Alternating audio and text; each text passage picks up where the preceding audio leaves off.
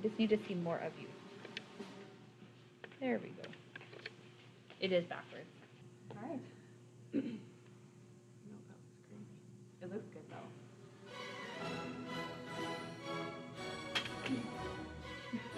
though. We've created this video on behalf of Northwest College.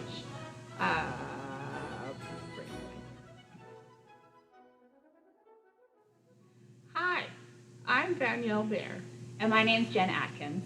And we are registered pharmacy technicians. We have been asked to create a fun and interactive video for you today. Would you like to give some more info on the video? Sure. So we are instructors at Northwest College. We have an activity that you can participate in. There are some options. So you can either choose to fold paper or fold your body. So if you would like to participate, you can either grab a piece of paper and some scissors or just create a space to move. We hope you enjoy Peaceful Creases. All right, you ready to jump in? Yes. All right, so welcome to our official folding video. As you'll see here, we have some instructions for how to make our fortune teller. So as we'll see here, you guys can follow along. Our first step, we're going to make a square piece of paper. So if you have regular letter-size paper at home, in order to make the square, we're going to make 3 folds and 1 cut. So with the letter-size piece of paper, we're going to take the top corner and we're going to fold it until we get a perfect triangle. So we want these to be as even as possible, and I recommend using your nail to make sure the crease is very well made.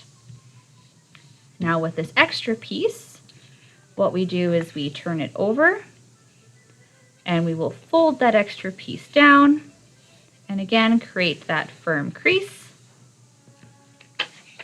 so that when we open up our sheet of paper, we will end up cutting off this extra piece. Right? So once we cut it off, right, it will look like a square. Right?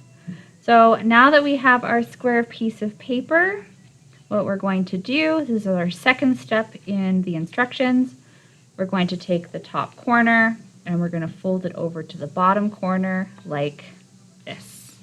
Right? And again, make sure that crease is well made. All right. Step number 3, we're going to open it back up and you'll see we have the line down the center. And what we're going to do is create another fold. So we're going to take the other corner and we're going to cross it over to the opposite corner. All right, try to line up as best as you can. We'll create that crease so that when we unfold it, we have 2 visible lines. So our next step, we're going to fold all 4 corners to the center of the square, just so that it's touching that center. So we'll take the bottom corner and we'll fold it to the center. And we'll create our crease. And we're going to do the same for all 4 corners. Fold to center and crease. Fold to center and crease. Fold to center and crease. All right, so you should have something that kind of looks like this. Right? So now what we're going to do is we're going to flip this upside down or flip it over, and you should have a square and you'll see 4 crease lines. And then what we're going to do is we're going to repeat the same steps, but now we're taking this corner and placing it to the center. Right? And each triangle should fit in its little creased box. So to center, corner, to center and crease, the corner, to center and crease, corner, to center and crease. Right? Just like so. So your paper should look like this. So our next step is we're going to take the two bottom corners and we're going to take them up to meet the two top corners. And we're going to kind of fold it in half. Right? So you'll have this rectangle looking shape. Right? And what we're going to do is we're going to flip it over, and you'll notice there is a flap on either side of the rectangle. And what we're going to do is we're going to make our pinching fingers and sneak them in to the bottom corners of each one of these folds.